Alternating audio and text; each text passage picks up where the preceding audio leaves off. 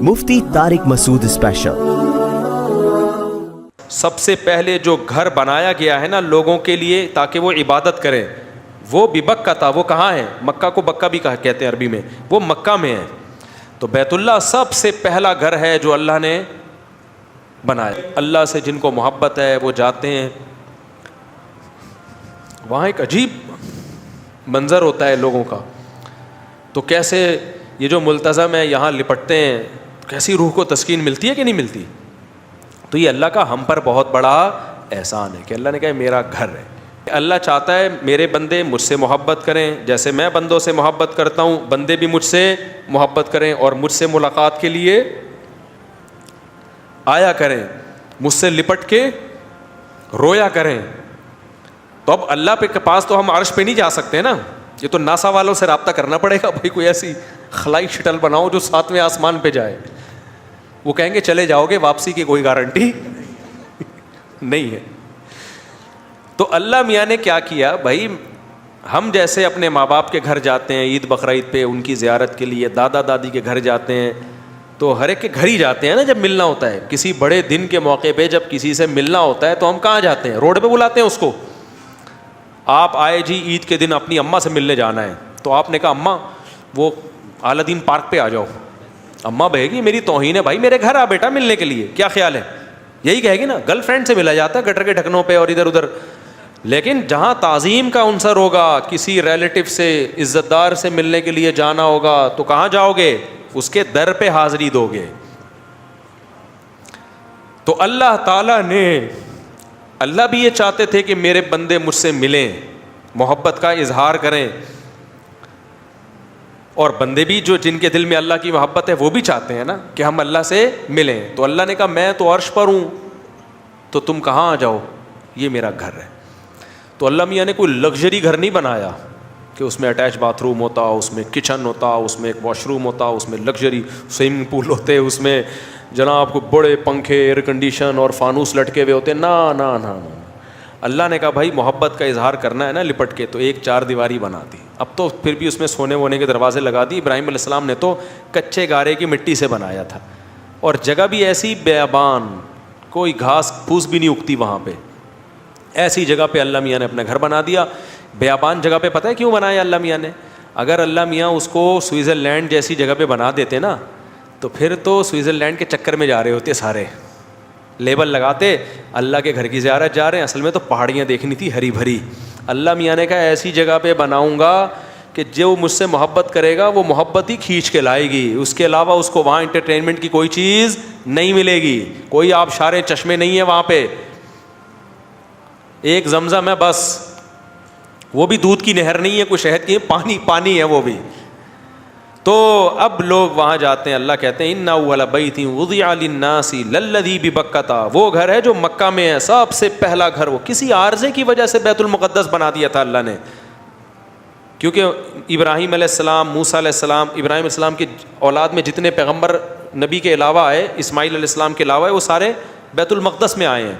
تو اس لیے اس وجہ سے اللہ نے کیا کر دیا کہ چلو جی وقتی طور پر بیت المقدس ہے، وہیں حج، وہیں جو ہے نا رخ کر کے نماز پڑھو گے، لیکن اصل کیا ہے تھا؟ اللہ کہتے ہیں اصل تو یہ تھا، بیت اللہ تھا۔ تو اس لیے اب اللہ سے جن کو محبت ہے وہ جاتے ہیں، وہاں ایک عجیب منظر ہوتا ہے لوگوں کا۔ تو کیسے یہ جو ملتزم ہے یہاں لپٹتے ہیں، کیسی روح کو تسکین ملتی ہے کہ نہیں ملتی؟ تو یہ اللہ کا ہم پر بہت بڑا احسان ہے کہ اللہ نے کہا میرا گھر ہے، چلو جی اب اس کے گرد چکر لگاؤ، گھومو۔ اور ایک انتہائی افسوس کے ساتھ اب لوگوں میں عبادت میں روحانیت ختم ہو رہی ہے، انٹرٹینمنٹ کا عنصر زیادہ آ رہا ہے، روحانیت کا عنصر ختم۔ یہ 2 بہت بڑی عبادتیں ہیں عمرے میں، طواف اور سعی۔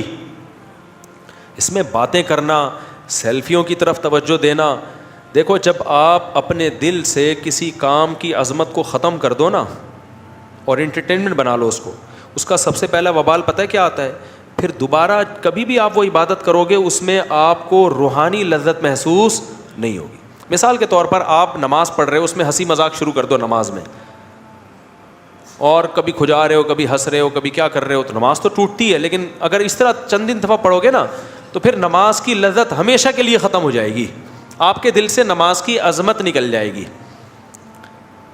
اور آسان مثال دیتا ہوں, مسجد میں ہم آتے ہیں, ایک الگ سے احترام ہوتا ہے نا مسجد کا ذہن میں, کیا خیال ہے کہ بھائی گالی نہیں دینی, شور شرابہ نہیں کرنا, تمیز سے بیٹھنا ہے, ہوتا ہے نا احترام.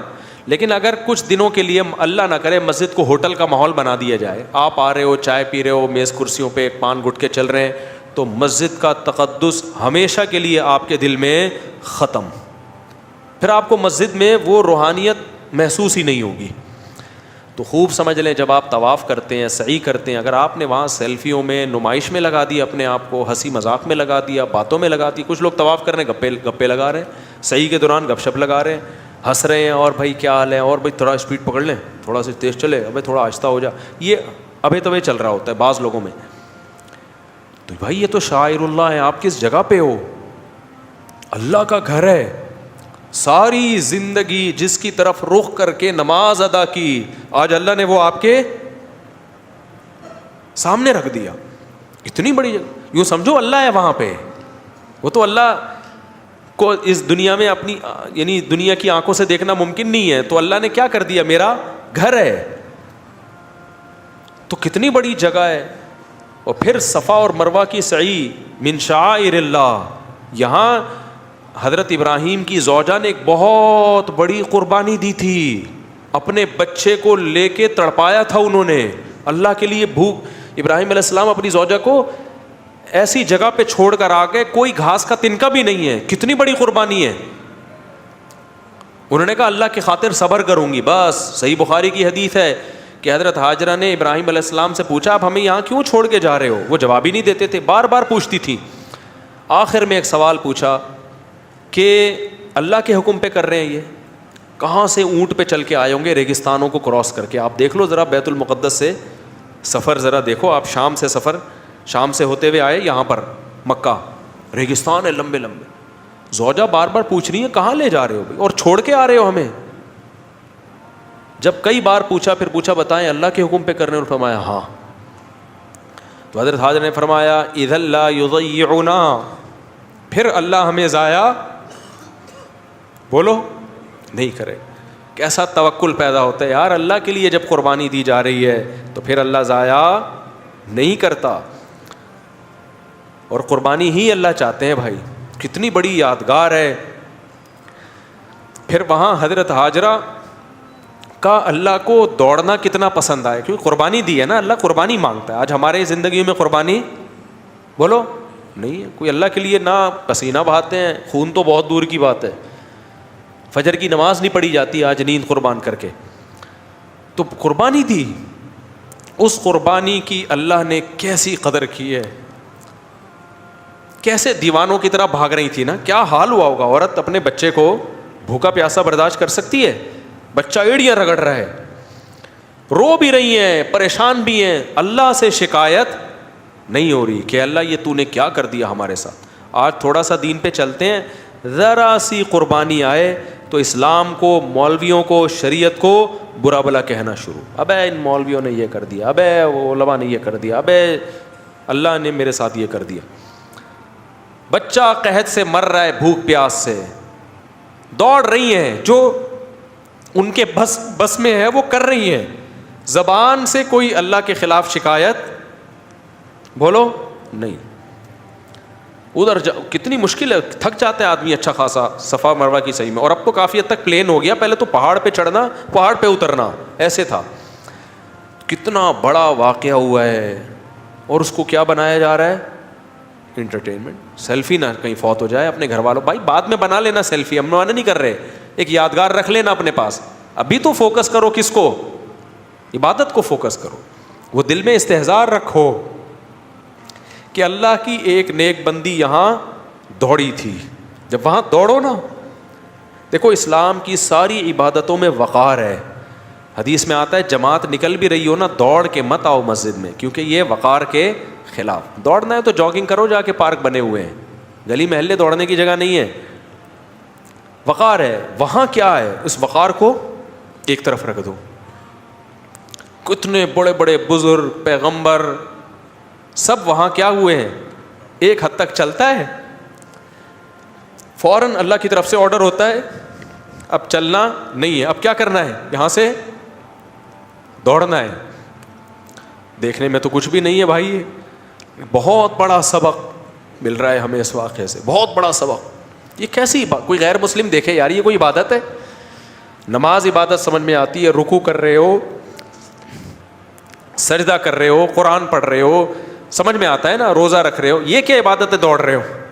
اللہ نے کہا نہیں, میں نے عبادت کو کیا کر دیا ہے, اس کا فلسفہ ہی چینج کر دیا. عبادت جو میں کہوں گا وہ کرنا پڑے گا. تو وہاں کیا کرنا ہے آپ نے, دوڑنا ہے وہاں پہ. تو یہ بہت بڑا ایک طبی حدیث میں آتا ہے کہ نبی صفا اور مروہ میں جو پہاڑیوں پہ بہت لمبی دعائیں مانگا کرتے تھے, اور بہت زیادہ. ہمارے جتنے اکابر حج کرنے جاتے تھے, عمرہ کرنے, ہمارے شیخ مفتی رشید احمد صاحب بھی اور جو میرے شیخ ہیں بھی, وہ بھی, ہم نے سب کو دیکھا ہے کہ صفا مروہ پہ لمبی لمبی دعائیں, کیونکہ یہ دعا کی قبولیت کا موقع ہے. واقعہ ہوا تھا یہاں پہ, اس کا واسطہ اللہ کو دیا جا سکتا ہے, لیکن ایک وہ بھی ایک انٹرٹینمنٹ سے بن گئی ہے. عمرے میں بھی مجھے تو, میں چونکہ اب عام دنوں میں تو میں جب عمرے پہ جاتا ہوں تو منہ چھپا کے جاتا ہوں, لیکن احرام میں تو منہ نہیں چھپایا جا سکتا نا. تو طواف کے دوران لوگ آ کے تنگ کر رہے ہوتے ہیں, اور مفتی صاحب, میں نے کہا تم, مجھے غصہ آتا ہے پھر مجھے, یار تم اللہ کے گھر میں آئے ہو, مفتی صاحب کو دیکھنے کے لیے آئے ہو تم یہاں پہ, کتنی افسوس کی بات ہے. جب طواف کر رہے ہو, تم ایک مشہور آدمی نظر آیا تو اللہ کو دیکھنے کے بجائے کہاں دیکھ رہا ہے, مفتی صاحب کو. بعد میں مل لینا, بعد میں اگر مفتی صاحب مارکیٹ سے شارٹ ہو گئے تو کوئی بات نہیں, ابھی کس کو فوکس کرو, اللہ کا گھر ہے بھائی, اس کی توجہ دو.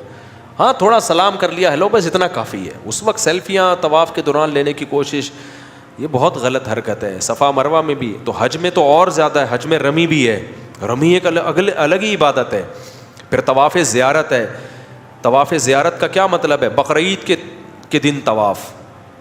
یہ عام طوافوں جیسا طواف نہیں ہے, کیونکہ بقرعید میں جو طواف ہوتا ہے نا, وہ ہے اصل وہ طواف جو بیت اللہ کی وجہ سے ہم پہ واجب ہوتا ہے. وہ اللہ نے 3 دن رکھا ہے بقرعید کے 3 دنوں میں. اس میں کتنا ساری دنیا, یعنی جو بھی مسلمان دنیا بھر سے جاتے ہیں, 3 دن ہی ہیں ان کے پاس اس میں طواف, وہ حج کا رکن ہے وہ. تو یہ وہ تمام عبادتیں ہیں جو انسان کو, اگر وہ تھوڑا سا دل ہو نا, اس کے اندر رمق ہو, دل میں حیات ہے, زندگی ہے, تو یہ اللہ کی محبت کی چنگاری کا کام دیتی ہیں. لیکن اگر آپ نے ان عبادتوں میں جا کے گپے لگانا شروع کر دیں طواف کے دوران, اور باتیں کرنا شروع کر دیں, سیلفیوں کو فوکس کرنا شروع کر دیا, تو عمرہ تو ہو جائے گا آپ کا, لیکن ایسا دل میں برکت اور نور ختم ہوگا نا کہ وہ نحوست پھر کبھی ختم نہیں ہوتی. کتنے لوگ ہیں دل ہی نہیں لگتا ان کا وہاں پہ, کہتے ہیں یار بس آئے تھے, جلدی سے عمرہ کر کے بھاگے یہاں سے.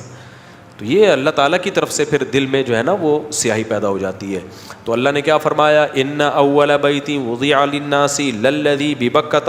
یہ مکہ میں جب پہلے لوگ جایا کرتے تھے نا, اب تو آسان ہو گیا ہے نا, ہر غریب سے غریب بھی جا رہا ہے. پہلے زمانے میں جب حج عمرے کے لیے لوگ جاتے تھے, چیخیں نکل جاتی تھی لوگوں کی, بے ہوش ہو جاتے تھے, کئی مہینوں کا سمندری جہازوں کا, اونٹوں کا سفر کر کے پہنچتے تھے اللہ کے گھر کو دیکھنے کے لیے. جب نظر پڑتی بے ہوش ہو جاتے لوگ. اب تو ٹیلی ویژن میں بھی دیکھ رہے ہیں, موبائل میں بھی دیکھ رہے ہیں ہر وقت, اور پھر سیلفیاں بھی لے رہے ہیں. تو وہ کیا ہو گیا, دل میں اس کی جو اہمیت تھی اور جو ایک جذبہ ہونا چاہیے تھا, وہ جذبہ ختم. تو اس میں ہمارا ہی نقصان ہے, اللہ میاں کا کوئی نقصان نہیں ہے.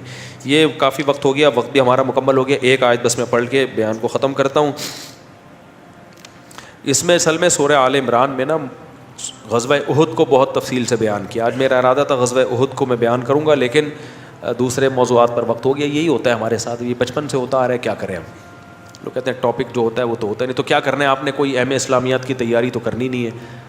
کیا خیال ہے, جو نصیحت کی بات اللہ نے زبان سے کہلوا دی سن لیا کریں. تو ہمارے یہ تفسیر کے جو تراویح کے بعد کے لیکچر ہیں یہ اسی طرح ہی چلتے ہیں. تو بس جو اللہ کہلوا دے وہ مارکیٹ میں ہم لے آتے ہیں. تو غزوہ احد ہے تو وہ آپ اپنے طور پہ مطالعہ کر لیجئے گا پھر, ٹھیک ہے نا, اپنے طور پر اسٹڈی کر لیے گا. موقع ملا تو کل بیان کر دوں گا, یہ بھی ہو سکتا ہے کل کوئی دوسرا مضمون آ جائے, ورنہ میرے پچھلے سال کے لیکچرز میں غزوہ احد بہت ڈیٹیل سے. اور اصل تو میرے تفسیر کے لیکچر جو ہوتے ہیں وہ میرے جو چینل ہے نا مفتی طارق مسعود اسپیچز, اس پہ چل رہے ہیں لیکچرز, وہ سنا کریں. اس میں غزوہ احد بہت, اس میں ٹو دا پوائنٹ میں ہٹتا نہیں ہوں, جو رکوع ہے بس اسی کو فوکس کرتا ہوں میں. تو وہ میرا خیال ہے 400-450 لیکچر ہو چکے ہیں, تو وہ آپ لوگ سننا شروع کریں لیکچر نمبر 1 سے. 8 لیکچرز میں صرف عربی گرامر سکھائی ہے اس میں, اور 8 لیکچرز کے بعد پھر 30واں پارہ, پھر پہلے پارے سے لے کے تفسیر. تو وہ سنیں انشاءاللہ, اس سے بہت فائدہ ہوگا. آج کے لیے اتنا کافی ہے. اللہ تعالیٰ سمجھنے کی, عمل کی توفیق عطا فرمائے. وما علینا الا البلاغ.